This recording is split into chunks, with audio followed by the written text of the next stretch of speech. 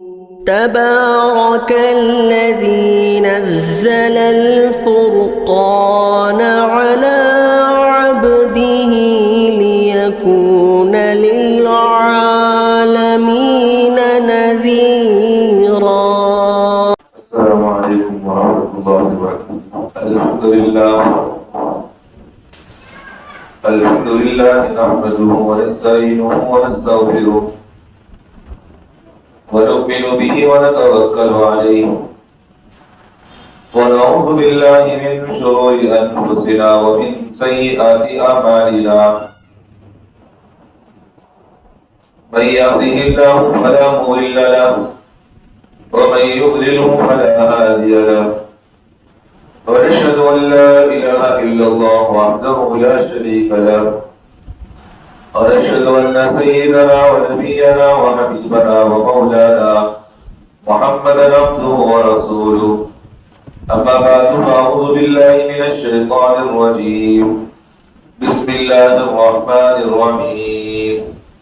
محمد رسول الله والذين معه أشداء على الكفار رحماء بينهم تراهم ركعا سجدا يبتغون فضلا من الله ورضوانا.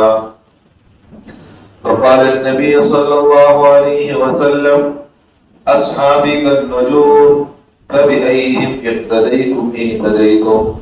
وقال النبي صلى الله عليه وسلم اللهم من كنت مولاه فعلي مولاه، أو كما قال عليه الصلاة والسلام. اللهم صل على محمد وعلى آل محمد وبارك وسلم. عزیز ساتھیو، اللہ تبارک و تعالیٰ نے ایک مبارک مہینہ ہمیں دیا ہے جسے ذی الحجہ کہتے ہیں. آج جو ہے ذی الحجہ کی 18 تاریخ ہے اور 1440 مستعد ہجری چل رہی ہے، اور انگریزی تاریخ کے حساب سے آج 5 تاریخ 6واں مہینہ 2026 ہے. جیسا کہ آپ حضرات جانتے ہیں کہ دنیا کے اندر جہاں حق ہوتا ہے وہاں باطل بھی ہوتی ہے، جہاں صحیح ہوتے ہیں وہاں غلط بھی ہوتا ہے، جہاں صحیح لوگ ہوتے ہیں وہاں غلط لوگ بھی ہوتے ہیں، جہاں گندگی ہوتی ہے اسی کے دوسری جگہ پر پاکی بھی ہوتی ہے. تو اللہ تبارک و تعالیٰ نے دنیا کے اندر ایک اصول ایک ضابطہ یہ بنایا ہے. مردوں کے اندر بھی انسانوں کے اندر بھی آپ دیکھیں، جہاں اچھے انسان ہیں تو وہاں غلط بھی انسان ہوتے ہیں. جہاں دین کی محنتیں کرنے والے ہوتے ہیں وہاں دین کی مخالفت کرنے والے بھی ہوتے ہیں. اور جہاں اللہ اس کے رسول اور حضرات صحابہ سے دوستی رکھنے والے ہوتے ہیں وہاں اللہ اس کے رسول اور حضرات صحابہ اور اولیاء اللہ کے ساتھ دشمنی رکھنے والے بھی ہوتے ہیں. اور کوئی غیر نہیں ہوتا یہ، بلکہ کلمہ کرنے والے ہوتے ہیں، کلمہ پڑھنے والے ہوتے ہیں. کہ جو ایک طرف تو وہ ہوتے ہیں جو اللہ اس کے رسول سے محبت کرتے ہیں اور حضرات صحابہ سے محبت کرتے ہیں، اولیاء اللہ سے محبت کرتے ہیں، بزرگوں سے محبت کرتے ہیں، اور ان کے نقش قدم پر چلنا اپنی زندگی میں اور دنیا آخرت میں کامیابی کا مقصد سمجھ کر کرتے ہیں. اور بعض لوگ وہ ہوتے ہیں جو ان کے نام لے کر لوگوں کو گمراہ کرنا، لوگوں کو جہنم کی طرف لے جانا، لوگوں کو غلط راستے پر لے جانے کی کوششیں ایسے بھی ہوتی ہیں. اس لیے آپ نے دیکھا ہوگا کہ زیادہ تر امت میں یا کسی بھی انسان کو بہکانا ہو یا کسی بھی انسان کو گمراہ کرنا ہو یا کسی بھی انسان کو اچھے انسان کو ذلیل و رسوا کرنا ہو تو آسان طریقہ یہ ہے کہ دین کا حلیہ پہن لو، دین کا لبادہ اوڑھ لو، لیکن ظاہری طور پر تو دینی شکل ہو لیکن دل کے اندر اسلام کی مخالفت ہو. وہ آدمی کر سکتا ہے. جیسا کہ مثال کے طور پر عبداللہ ابن سبا، یہ بڑا منافق تھا. اس نے پہلے اپنے آپ کو بزرگیت ثابت کیا، کہا کہ میں نیک بندہ ہوں، میں اللہ والا ہوں، اٹھا تو بھی بسم اللہ، بیٹھا تو بھی بسم اللہ، لیکن لوگوں کے سامنے دین کی باتیں پیش کرتے کرتے کچھ باتیں ایسے پیش کرتا جو مخالفت کی ہوتی تھی. جیسا کہ 18 ذی الحجہ، یہی وہ تاریخ ہے، آج کی وہ تاریخ ہے، آج جو تاریخ 18 ذی الحجہ ہے، یہی وہ تاریخ ہے کہ جس تاریخ میں حضرت عثمان غنی رضی اللہ عنہ کو شہید کیا گیا، ظالمانہ طور پر شہید کیا گیا. سرکار دو عالم صلی اللہ علیہ وسلم کے یہ داماد ہیں، یہ جن کو اللہ کے رسول صلی اللہ علیہ وسلم نے 2 اپنی بیٹیاں رکھتے جگر جو ہے ان کے نکاح میں دیے تھے. پہلی بیٹی کو دیے تھے، جب وہ ایک شہید ہو گئی تو پھر اللہ کے رسول صلی اللہ علیہ وسلم نے دوسری بیٹی ان کو دی. تو کہا کہ داماد رسول ہے، یہ اللہ کے رسول کے داماد ہے جن کو سندورین کہا جاتا ہے. اللہ کے رسول صلی اللہ علیہ وسلم کے جو صحابی رسول، داماد رسول اور خلیفہ ثالث یعنی کہ خلافت کے سلسلے میں تیسرے نمبر پر یہ آتے ہیں. ان کو جو ہے 18 ذی الحجہ ہی کے دن ان کو تاریخ میں شہید کیا گیا، ظالمانہ طور پر ان کو شہید کیا گیا. تو جس نے شہید کیا اس کا نام تھا عبداللہ ابن سبا. یہ منافق تھا، یہ بڑا چالباز انسان تھا. تو اس لیے میں کہہ رہا ہوں کہ انسان اگر لوگوں کو دھوکہ دینا چاہے، لوگوں کو اگر بیوقوف بنانا چاہے تو اس کے لیے آسان طریقہ یہی ہے، دین کا لبادہ اور لوگوں کو آسان سے دھوکہ دے سکتے ہیں، آپ آسانی سے دھوکہ دے سکتے ہیں.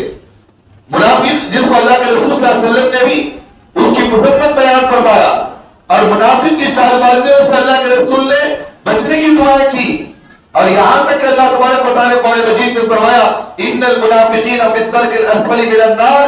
یہ وہ منافق ہے جن کے سلسلے میں اللہ نے کہا کہ جہنم کے جو سب سے نچلے حصہ ہوگا اس نچلے حصے میں ایک منافقین کو ڈالا جائے گا. منافق کسے کہتے ہیں؟ جو ظاہری طور پر تو دین کا لبادہ اوڑا رہتا ہے، داڑھی چھوڑا رہتا ہے، پگڑی باندھتا ہے اور ظاہری طور پر کرتا اور پیجامہ پہن کر رہتا ہے، پورا شریعت کا لبادہ ہو کر رہتا انہیں، لیکن دل کے اندر اسلام کی مخالفت رہتی ہے، اس کی اللہ اس کے رسول کی مخالفت رہتی ہے اور حضرات صحابہ کے ساتھ دشمنیاں رہتی ہے. یہ ساری چیزیں دل میں رکھنے والا اسے کہتے ہیں منافق. اور جتنا تکلیف غیروں سے نہیں ہوتی جتنا اسلام کو منافق سے ہوتی ہے، جتنا منافق سے ہوتی ہے. اس لیے حضرت عمر رضی اللہ عنہ کو شہید کرنے والا فیروز ابو لولو تھا، یہ بھی منافق تھا اس نے. اور حضرت عثمان غنی رضی اللہ عنہ کو شہید کرنے والا عبداللہ ابن سبا جس نے باغیوں کو لا کر اس نے حضرت عثمان غنی رضی اللہ عنہ کو شہید کروایا، یہ بھی منافق تھا.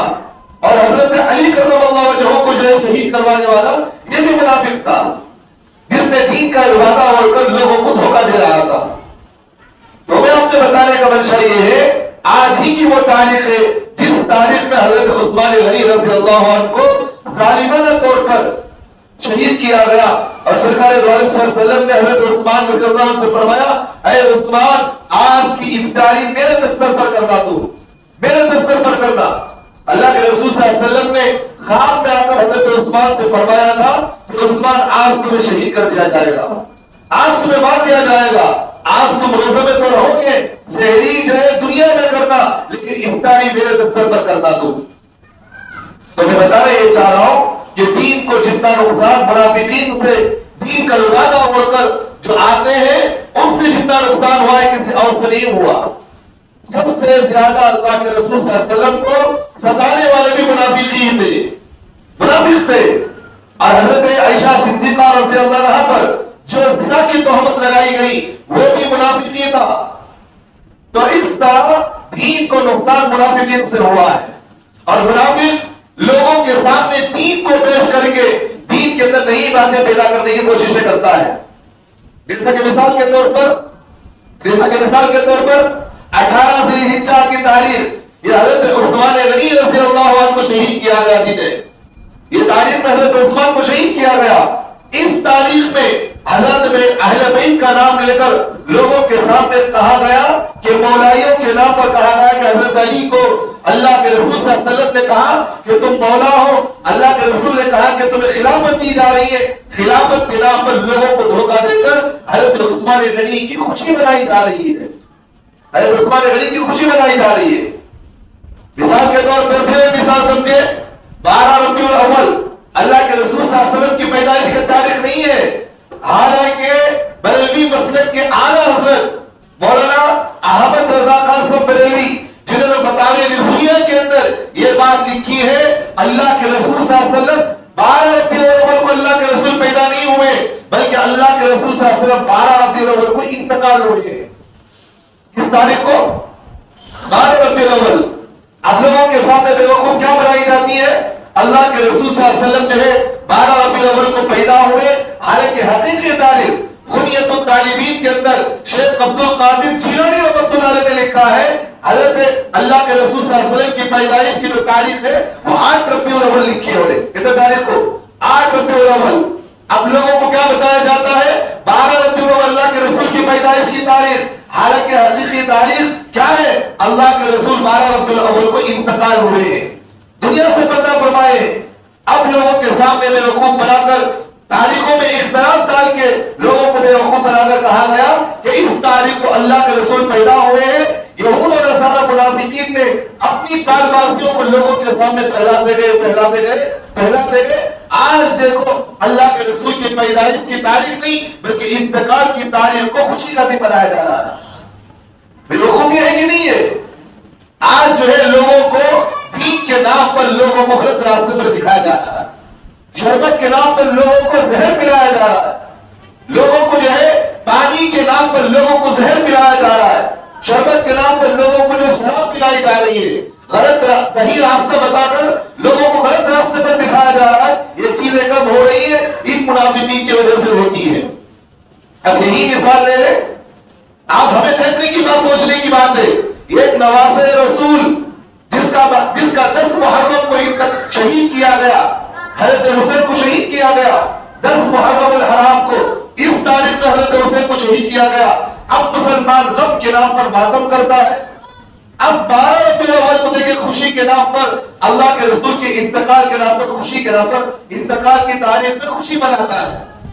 اور حضرت حسین حضرت عثمان غنی رضی اللہ عنہ کی شہید کی ہوئی تاریخ کو شہید کی ہوئی تاریخ کو غدیر خم کے نام سے عید منا کر ہمارا مسلمان خوشی کا اظہار کرتا ہے. حالانکہ غدیر خم کیا ہے؟ مطلب اس کا کیا تاریخ ہے؟ اس کی مختصر میں آپ کے سامنے تاریخ بتاتا ہوں. ذہن میں رکھنا اس بات کو، ذہن میں رکھنا. غدیر خم کس کو کہتے ہیں؟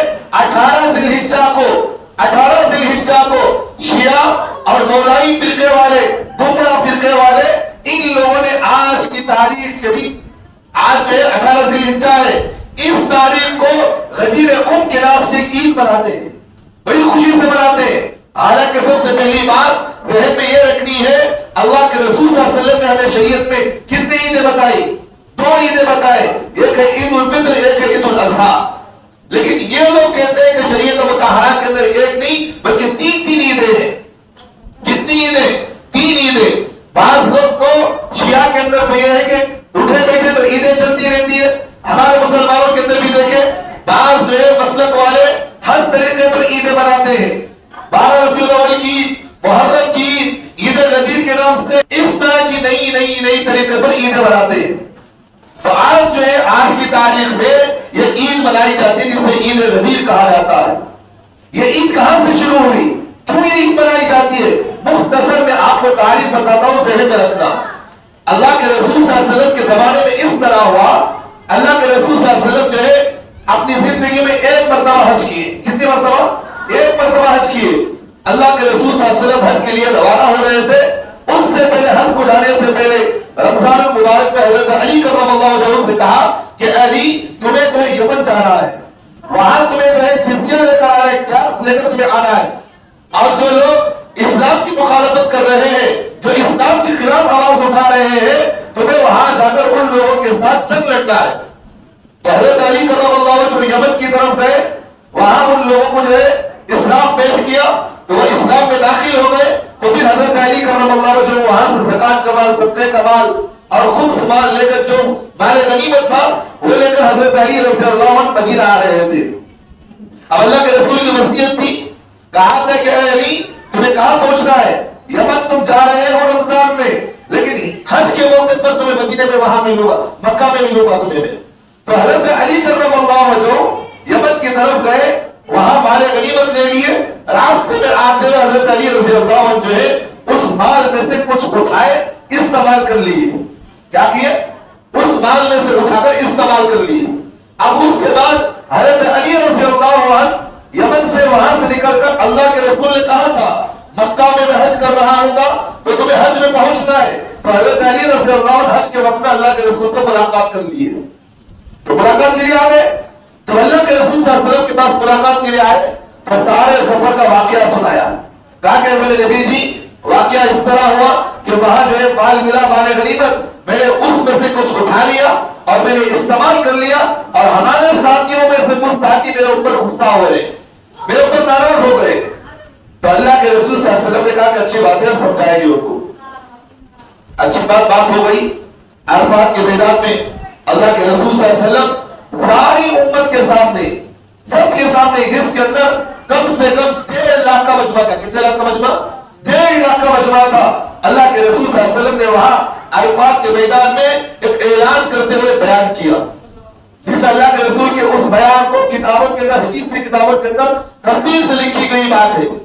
تو اس کے بعد اللہ کے رسول جو ہے عرفات کے میدان میں بیان دیے، اور جب حج کا سارا جو ہے ارکان ادا کر کے نکل رہے تھے تو اس وقت لوگوں کے حالات کو دیکھا تو لوگوں کے اندر حضرت علی رضی اللہ عنہ کے بارے میں کچھ لوگوں کے اندر جو غلط باتیں پھیل گئی تھی۔ اب وہ قافلہ بھی اللہ کے رسول سے آ کر مل گیا۔ اب یہ قافلہ آ کر اللہ کے رسول کے پاس جب ملا تو انہوں نے کہا کہ نبی جی حضرت علی رضی اللہ عنہ جن کو آپ نے یمن میں بھیجا تھا مال غنیمت حاصل کرنے کے لیے، انہوں نے وہاں مال غنیمت کو آپ تک پہنچانے سے پہلے انہوں نے اس مال میں سے کچھ چیزیں اٹھا کر استعمال کر لی ہے۔ اب اس سے ہم ناراض ہیں، تو اللہ کے رسول صلی اللہ علیہ وسلم نے حضرت علی سے پوچھا کہ کیا تم نے کہا کیا اس طرح؟ کہ نبی جی میں نے اٹھایا ہے مال اور میں نے استعمال کر لیا۔ تو اللہ کے رسول صلی اللہ علیہ وسلم نے وہاں جو ہے سارے لوگوں کو سمجھایا، کہا کہ دیکھو اللہ تبارک و تعالیٰ کا قرآن مجید میں حکم ہے، اور اللہ نے کہا ہے مال غنیمت کا جو مال ہوتا ہے اس میں سے ایک حصہ خمس کہا جاتا ہے، وہ حصہ جو اہل بیت کا حق ہوتا ہے، اس میں اللہ کا بھی حق ہے، نبی کا بھی حق ہے، جو اہل بیت ہوتے ہیں ان کا بھی حق ہوتا ہے۔ اور حضرت علی نے جو اپنا مال اٹھایا ہے اس میں سے جو مال اٹھا کر استعمال کیا یہ اہل بیت میں سے ہے، انہوں نے اپنا حق استعمال کیا ہے، یہ کسی غیر کا حق نہیں کیا ہے انہوں نے۔ اللہ کے رسول نے مسئلہ سمجھا دیا، تو سارے صحابہ جو نے مسئلہ سمجھا تاکہ نبی جی اچھی بات آپ نے بتا دیا، آنکھ ہماری جھک گئی، ہمارا سر آپ کے قدموں میں پڑ گیا، اب جو کہے ہم بات مان لیے۔ اب اللہ کے رسول کی ان باتوں کو سننے کے بعد وہ لوگ خاموشی اختیار کر لیے۔ لیکن عرفات کا میدان ختم ہوا، بنا کے سارے ارکان ادا ہو گئے۔ جب راستے میں جا رہے تھے تو جو لوگ اللہ کے رسول کے ساتھ مل کر حج کر رہے تھے وہ لوگ وہ قافلے میں سے نکل کر چلے گئے اپنے اپنے علاقے میں، لیکن ایک علاقے میں اللہ کے رسول صلی اللہ علیہ وسلم وہاں پہنچے جسے غدیر قم کہا جاتا ہے۔ غدیر کسے کہتے ہیں؟ ایک پانی کے ایک کنویں کو کہا جاتا ہے غدیر۔ غدیر کسے کہتے ہیں؟ یہ پانی کے کنویں کو کہا جاتا ہے۔ قم کہتے ہیں وہاں کے اس علاقے کا نام ہے، جیسا کہ بنگلور کے اندر میسور روڈ ایک بنگلور کا ایک شہر کا ایک علاقہ ہے یہ، اسی طرح وہاں گوری پڑا جائے وہ بھی بنگلور کی شہر کے اندر سے ایک علاقہ ہے۔ تو اس طرح اللہ کے رسول صلی اللہ علیہ وسلم مدینے کو جب روانہ ہو رہے تھے مکے سے، درمیان کے راستے میں جسے غدیر قم کہا جاتا ہے، کنویں والے جگہ پر اللہ کے رسول وہاں اپنا پڑاؤ ڈالے۔ کنویں والے جگہ پر جہاں جو ہے پانی کا کنواں تھا وہاں اللہ کے رسول صلی اللہ علیہ وسلم نے سارا جو ہے پڑاؤ ڈالنے کے بعد اللہ کے رسول صلی اللہ علیہ وسلم نے لوگوں کے چہروں پر دیکھا کہ حضرت علی رضی اللہ عنہ کے بارے میں ابھی بھی ان کے دل کے اندر شک پائی جا رہی تھی۔ کیا پائی جا رہی تھی؟ شک تھا کہ انہوں نے غلط کام کیا، انہوں نے غلط کام کیا، لوگوں کے دلوں میں اس بات کا شک تھا۔ تو اللہ کے رسول صلی اللہ علیہ وسلم اس غدیر قم کی جگہ پر ایک اوپر جگہ پر کھڑے ہوئے، ایک اونچائی جگہ پر گئے جہاں حضرت علی رضی اللہ عنہ کا ہاتھ پکڑا۔ اللہ کے رسول ہاتھ پکڑے اس طرح، حضرت علی کو اوپر لے کر گئے اور لوگوں کے سامنے ہاتھ اس طرح پکڑ کر اٹھائے۔ اللہ کے رسول کیا کرے؟ ہاتھ پکڑ کر اللہ کے رسول اس اونچائی کی جگہ پر کھڑے ہو کر ہاتھ پکڑ کر اٹھایا اور اس وقت اللہ کے رسول صلی اللہ علیہ وسلم نے کہا اللہم من کنت مولاہ فعلی مولا. اللہ کے رسول نے اس وقت جملہ کہا کہ اے اللہ جو مجھے دوست رکھے گا والی کو بھی دوست رکھے گا. جو مجھے دوست مانے. مولا کا معنی کیا ہے؟ مولا کا معنی ہوتا ہے دوست. کیا کہتے ہیں اسے؟ مولا کا معنی دوست ہوتا ہے. مولا کا معنی خلافت نہیں ہوتا. بعض لوگ مولا کے معنی کو لے کر غلط طریقے اختیار کر لیے ہیں. شیعہ کے اندر دیکھیں مولائی فرقہ جو ہمارے بنگلور کے اندر گمراہ فرقہ چل رہا ہے, اس نے یہ چیز اختیار کر لی کہ اللہ کے رسول نے مولا کہا. اس کا مطلب یہ ہے کہ اللہ کے رسول نے حضرت علی سے کہا میرے دنیا سے پردہ فرمانے کے بعد خلیفہ تم بنو گے, خلیفہ تم بنو گے. حالانکہ حقیقی طور پر مولا کا معنی ہوتا ہے دوست. کیا معنی ہوتا ہے؟ دوست. ساری آپ جو تاریخ کی کتابیں اٹھا کر دیکھیں, اکثر محدثین ہی نہیں بلکہ امت کا متفق بات رہی. بعض لوگ تو کہے الگ بات ہے, لیکن امت کا اجتماعی طور پر بات کیا ہے؟ من کنت مولا ہوں فعلی مولا. اللہ کے رسول نے جو کہا کہ اللہ جو مجھے دوست مانے, جو مجھے دوست بنائے, اے اللہ وہ علی کو بھی دوست بنائے. کیا کہا اللہ کے رسول نے؟ کہا کہ اللہم من کنت مولا ہوں فعلی مولا. اللہ کے رسول نے کہا کہ اللہ جو مجھے دوست رکھے گا وہ علی کو بھی دوست رکھے گا. کیا مانا ہے؟ دوست رکھے گا. اب بعض لوگوں نے کہا جو شیعہ ہے, یہ مولائی فرقے والوں نے کہا یہاں مولا کا معنی یہ ہے خلافت ہے. کیا معنی لیتے ہیں؟ خلافت. خلافت کس کو کہتے ہیں؟ اللہ کے رسول صلی اللہ علیہ وسلم کی دنیا سے پردہ فرمانے کے بعد, دنیا سے پردہ فرما جانے کے بعد اللہ کے رسول صلی اللہ علیہ وسلم کے بعد خلیفوں کا دور چلا. سب سے پہلے خلیفہ اجماعی طور پر سارے صحابہ کا اجتماعی طور پر ایک بات ہوئی, سب سے پہلے خلیفہ اگر کوئی بنے گے وہ حضرت ابوبکر صدیق رضی اللہ عنہ خلیفہ ہے. پوری امت کا اجماع ہے یہ. اور اللہ کے رسول صلی اللہ علیہ وسلم اپنی زندگی میں زیادہ تر اگر کسی کو اپنا نائب بنایا ہے وہ حضرت ابوبکر صدیق رضی اللہ عنہ تھے. کون تھے؟ حضرت ابوبکر صدیق رضی اللہ عنہ. اور جن کے فضائل پر اللہ نے قرآن مجید میں آیتیں اتاری, اور جن کے حق کے بارے میں اللہ کے رسول نے فرمایا میں نے ساری دنیا کے اندر سب کا میں نے حق ادا کر دیا, لیکن ابوبکر کا میں نے حق کو ادا نہیں کیا. ابوبکر کے حق کو میں نے ادا نہیں کیا. اس کا جو حق ہے وہ اللہ قیامت میں خود اس کا حق ادا کرے گا. اللہ کے رسول نے فرمایا. اور جو غار حرا کے اندر اللہ کے رسول صلی اللہ علیہ وسلم کے ساتھ کون تھے ساتھ میں؟ حضرت ابوبکر تھے, جنہوں نے اپنے مال کو خرچ کیا, اپنے جان کو لٹایا, ساری چیزوں کو لٹا دیے. ایک واقعہ بتاتا ہوں ذہن میں رکھنا. اللہ کے رسول صلی اللہ علیہ وسلم جب مکہ مکرمہ کے اندر دین کی دعوت دینے کے لیے مکے کے سامنے کھڑے ہوئے تھے, لوگوں کو دعوت دے رہے تھے, اس وقت اللہ کے رسول پر ابو جہل, عتبہ, شیبہ جو بڑے بڑے لوگ تھے, انہوں نے ایک ٹارگیٹ بنا کر کہا جب محمد اس جگہ آ کر دین کی دعوت دیں گے اس وقت ہم ان کو جان سے مار دیں گے. سب لوگوں نے ٹارگیٹ کیا, اور یہاں تک انہوں نے اللہ کے رسول صلی اللہ علیہ وسلم کے مکے کے پاس آ کر جب دین کی دعوت دینے کے لیے آئے, ان سارے کفار نے اللہ کے رسول کو مارنا شروع کر دیا, ہاتھوں سے مارے. اور یہاں تک جہاں تک ہو سکے, یہاں تک مورخین نے لکھا کہ پیر سے بھی اللہ کے رسول کو مارا انہوں نے, ستایا مارا انہوں نے. اور اس وقت حضرت ابوبکر صدیق رضی اللہ عنہ کو جیسے ہی معلوم ہوا کہ سرکار دو عالم صلی اللہ علیہ وسلم کو مکے کے پاس کفار جو ہے مار رہے ہیں, ہاتھوں سے مار رہے, لاش سے بھی مار رہے, جہاں تک ہو سکے ہر چیز مار رہے. اللہ کے رسول کے سارے جسم پر خون آنا شروع ہو گیا تھا, چہرے پر سے خون, جسم سے خون. جیسے حضرت ابوبکر صدیق رضی اللہ عنہ کو معلوم ہوا کہ اللہ کے رسول کو مار رہے, فوراً بھاگ کر آئے, اللہ کے رسول پر اوپر ایسا پڑ گئے. وہ کہا کہ مار رہا تو پہلے مجھے مارو. اتنا ہمارے اللہ کے رسول کو بچا لیا گیا. حضرت ابوبکر کو اتنا مارا گیا پورا ہوش ان کا ختم ہو گیا, یہاں تک کہ مرنے کی حالت بھی قریب ہو گئی تھی ان کی. جب لوگ لے کر گئے, تیمارداری کی گئی, جب ہوش آیا تو سب سے پہلے اس زبان پر یہی جملہ تھا کہ محمد رسول اللہ کی پہلی حالت کیسے مجھے یہ سناؤ. یہ اللہ کے رسول سے محبت کرنے والے تھے, جن کے بارے میں اللہ کے رسول نے فرمایا بہت سارے مسائل بیان فرمائے. تو حضرت ابوبکر صدیق رضی اللہ عنہ کا اجماع ہے, سارے صحابہ کا اجماع تھا کہ اللہ کے رسول کے بعد اگر کسی کو خلیفہ بنایا جائے تو حضرت ابوبکر کو بنایا گیا. یہ سارے صحابہ کا اجماع ہے. یہ ایک بات میں بہت نقطے کی بات میں کروں, ذہن میں رکھنا. اللہ کے رسول صلی اللہ علیہ وسلم نے فرمایا میری امت کبھی بھی گمراہی پر جمع نہیں ہو سکتی. کیا کہا؟ میری امت کبھی بھی ایک گمراہی پر ایک گناہ پر جمع نہیں ہو سکتی. اگر کوئی غلط کام کر رہا ہے تو میری امت کے اندر اچھائی کی دعوت دینے والے بھی موجود ہوگی. وَلْتَكُن مِّنكُمْ أُمَّةٌ يَدْعُونَ لِلْخَيْرِ وَيَأْمُرُونَ بِالْمَعْرُوفِ وَيَنْهَوْنَ عَنِ الْمُنكَرِ.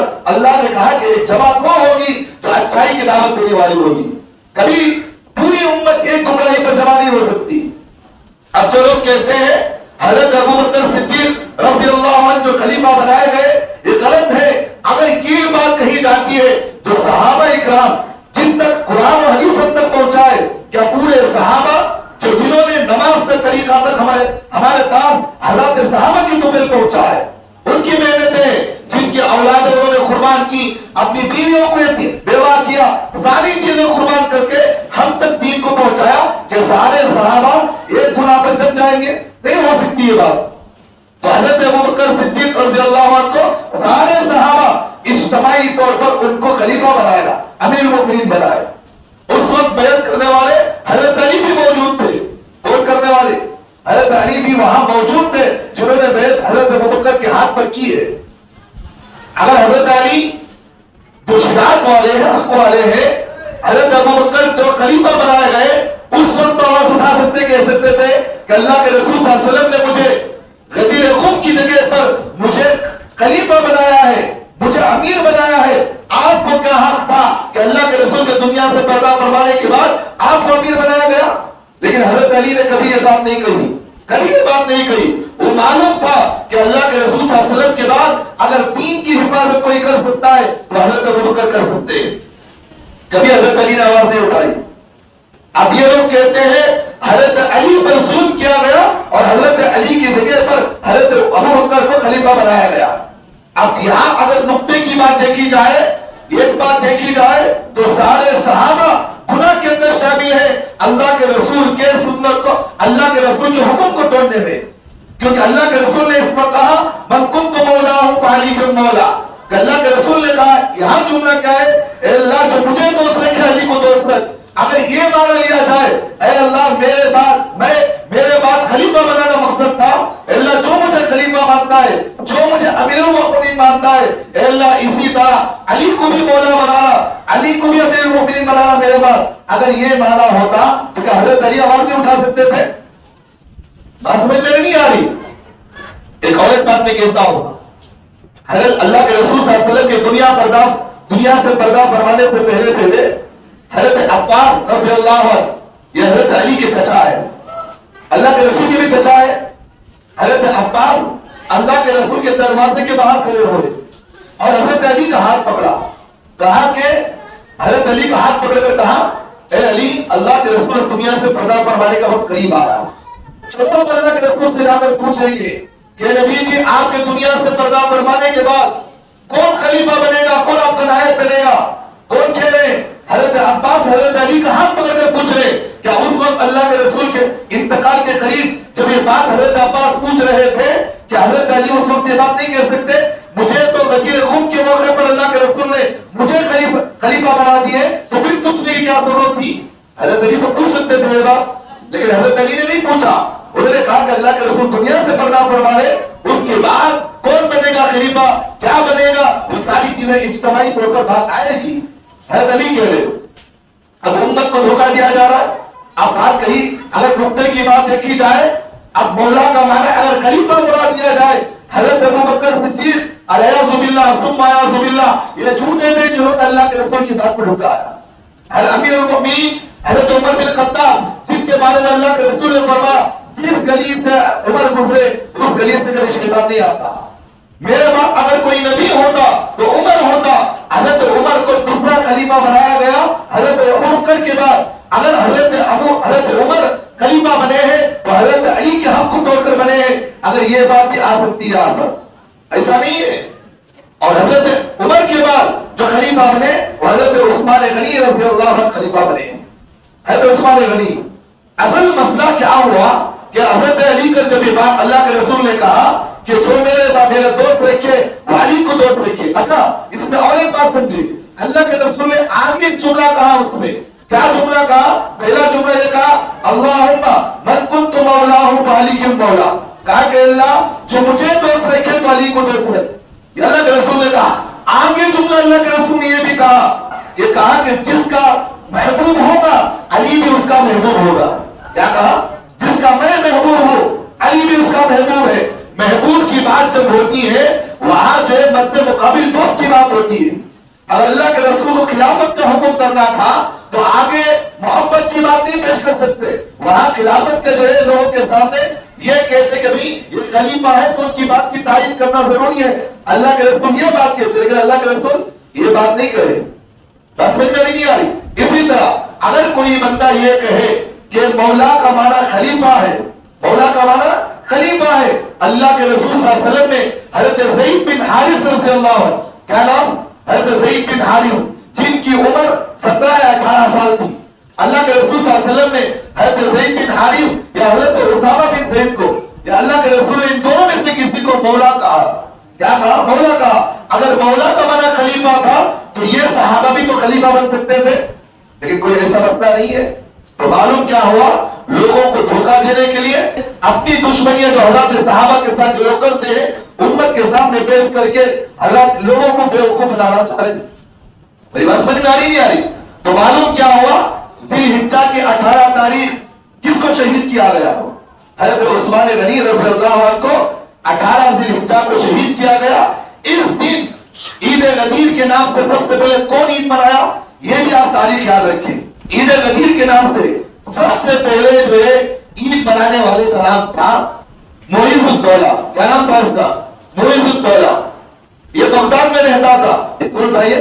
खालिदी था, जो हजरत अली का दुश्मन है, हजरत उस्मान का दुश्मन, दीन का दुश्मन, अल्लाह के रसूल का दुश्मन। ये मुइज़ुद्दौला था जिसने सबसे पहले कितने साल के बाद 18 ज़िलहिज्जा 350 को 1 हिजरी, कितने साल? 350 को 1 हिजरी, हिजरत की 350 को 1 साल के बाद इसने मुइज़ुद्दौला ने बगदाद के अंदर इस मुनाफिक ने सबसे पहले मौलाई के नाम पर ईद गदीर मनाया। किसने? क्या मनाया? ईद गदीर मनाया। ये कहा लोगों के सामने, कहा ये ईद बनाओ जिस तरह ईद गदीर हो। क्या मतलब है इसका? अल्लाह के रसूल सल्लल्लाहु अलैहि वसल्लम ने ज़िलहिज्जा के महीने में हज़रत अली को खलीफा बनाए हैं, लिहाजा उस खिलाफत के सिलसिले में हम आवाज उठाएंगे। हालांकि बात क्या है, वहां खिलाफत मकसद नहीं थी, बल्कि लोगों के दिलों के अंदर जो हजरत अली के बारे में जो कदूरत पैदा हो गई थी, जो गलत फहमियां पैदा हो गई थी, अल्लाह के रसूल ने वहां खड़े होकर हाथ उठाकर हजरत अली का कहा कि तुम हजरत अली को दोस्त मानते हो तो मुझे भी मानते हो दोस्त, जो मेरे से मोहब्बत करता है वो अली से भी मोहब्बत करे। ये बताना मकसद था। बस में आगे नहीं आ गई। तो आज की तारीख में एक तरीका उठा जो शिया का है, मौलाई फिरका, हमारे बेंगलौर के अंदर एक जुलूस निकाल रहा, आज की तारीख में निकाल रहा, मौलाई के नाम पर ईद गदीर के नाम से, जिसे ईद गदीर खुम कहा जाता है, ईद गदीर खुम कहा जाता है। आज जो है ईद के नाम पर मनाया जाता। असल इसका पस मंजर क्या है? असल इसका पस मंजर क्या कि 18 ज़िलहिज्जा को हजरत अली का शहीद किया गया। उस शहादत की खुशी में इस मुइज़ुद्दौला ने मौलाई के नाम पर, खिलाफत के नाम पर आवाज उठाया और खुशी मनाया। आज हमारा मुसलमान बगैर समझे, बगैर सोचे, बगैर कुछ देखे अहले बैत के नाम पर गलत चीजों में लगा हुआ है। हमारे मुसलमान भी स्टेटस के अंदर आज लगाता ईद गदीर खुम लगा। क्या लगा? ईद गदीर खुम। असल पस मंजर क्या है इसका? आज की तारीख हजरत उस्मान गनी की शहादत है। इस शहादत की खुशी में मुइज़ुद्दौला जो शिया था, खालिदी था, मुनाफिक था, इसने हजरत उस्मान की खुशी में आज के दिन, आज की तारीख में खुशी मनाई। वो देखा देखी नाम किसे लाकर खड़ाया? अहले बैत को इस्तेमाल किया, इसने नाम अहले बैत का रखा। तो हमारा मुसलमान अहले बैत के जो समझे बगैर इस तरह की खुशियों में शामिल हो रहा है। तो इस तरह की चीजें ना पड़े, इसलिए मैं आपको जो है पूरी तफसील से बात बताना चाह रहा था। कुछ मुख्तसर मैंने आपके सामने बता दिया। इसलिए कोई ईद इस तरह की नहीं है, गदीर खुम के नाम से भी कोई ईद नहीं। इस तरह की सारी ईदें जो है शरीयत मुतहरा के अंदर जो शुरू की गई, मुनाफिकीन से शुरू की गई, आज भी वो मुनाफिकीन दुनिया के अंदर मौजूद है। हम इनसे एक ही बात कहते हैं, अगर तुम्हारे पास अकल है तो आ जाओ, अगर तुम्हारे पास अकल नहीं है तो तुम कहीं भी चले जाओ, लेकिन दूसरों को गुमराह ना करो। गुनाह ना करो। तो हमारे मुसलमानों से एक ही बात कहते हैं, अगर कोई नई चीज मिले तो हम अंधे नहीं बन जाना। क्या नहीं बनना? अंधे नहीं बनना। आज हमारे मुसलमानों का मिजाज क्या मालूम? ये चीज मिल गई, क्या मिल गई? फोन आ गया। आज कौन भी इंटरनेट में उनका कोई मसला बयान किया तो कौन खुश? क्या खुश? हजरत माशाल्लाह बड़ा मौलाना उठे, नया मसला बयान की। हालांकि मसला नहीं रहता, वो गलत बातें रहती है, पूछता नहीं करता नहीं, जो मन में आया जो बता दिया उसको इस्तेमाल करना शुरू, जो बता दिया अमल करना शुरू। हालांकि ये पूछता नहीं क्या मसला है। 3 तलाक का मसला लेके गैर मुकल्लिदीन एक मजलिस की 3 तलाक को ये कहते, हमारा मुसलमान बजाय इस बात को कुरान हदीस से समझने के आज फोन में देखो समझ रहा, फोन में देखकर समझ रहा। इस तरह की गलत चीजें आजकल सोशल मीडिया के अंदर बताने वाले बहुत सारे हैं। कोई भी नई चीज, कोई भी हमें बेवकूफ बनाना चाहे, बेवकूफ नहीं बनना। हम क्या करना, कोई भी नई बात मालूम नहीं, मस्जिद के उलमा जाओ, मौलाना साहब से पूछो, मौलाना से पूछो कि मौलाना हमने नई बात सुनी है, क्या शरीयत में कहीं इस तरह है कि नहीं है? पूछे हमें आकर, पूछने का हमारा मिजाज नहीं, जो मन में आया जो सुनना है अमल कर दिए। बाद में जब मैं इसका मसला बयान होता, कहते हैं कि वो बोले तो वो बोलती ना, तुम्हें देखो तो ये बोलती ना, कभी बोलती नहीं बोलते, उन्हें देखो तो ये बोलती, तुम्हें देखो तो ये बोलती। भाई जो करीब है उनसे हासिल करो। मैं कहता हूं जो करीब है ना आपके सामने, जो उलमा जो अहले इल्म आपके करीब है, उनसे दीन हासिल करो, बजाय करीब वालों से दीन हासिल करने के फोन से दीन हासिल कर रहा है। आज उसका उस्ताद कौन बना? कौन पहले मारता हो? क्या बड़ा मौलाना जो ऐसा बोल रही। इसलिए हमारे मुसलमानों के अंदर आज जो फोन उनका उस्ताद बन गया, जो चीजें मन में आई सीख लिए, जो चीजें मन में आए बता लिए, जो चीजें मन में आए अमल करना शुरू कर दिए। तो इस तरह की चीजें गलत तरीकों पर ना पड़े। अल्लाह तबारक व तआला की तौफीक अता फरमाए और हज़रत की सहाबा की मोहब्बत अल्लाह हमारे दिलों में पैदा फरमाए। अल्लाह हमारे ईमान की, अमाल की, इज्जत आबरू की अल्लाह हिफाजत फरमाए और हज़रत सहाबा के तक़द्दुस के लिए, उनकी इज्जत आबरू की हिफाजत के लिए, अहले बैत की मोहब्बत की हिफाजत के लिए, अज़मत सहाबा के कातिल रसूलुल्लाह की खत्म नबूवत की हिफाजत के लिए अल्लाह तमाम को कबूल फरमाए। वक़ूलू क़ौली हाज़ा वस्तग़फिरुल्लाह ली व लकुम व आखिरु दावाना अल्हम्दुलिल्लाहि रब्बिल आलमीन।